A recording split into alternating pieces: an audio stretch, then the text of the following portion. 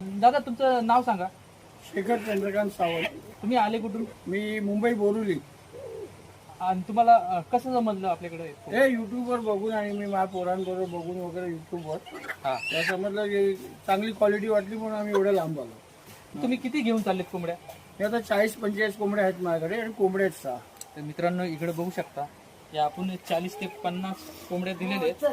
हा कोंबडा बघा, हा मला आवडला एकदम मनापासून. कलर बघा, सोज बघा, एकदम प्युअर गावठी कोंबडा आहे. इकडे बघू शकता सर्वच कोंबड्या गावठी आहेत, पण त्याच्यात हा एकदम वेगळा आणि मस्त मजबूत कोंबडा आहे. ना असेच नाही त्यांना आणखी 6 कोंबडे दिलेले आहेत.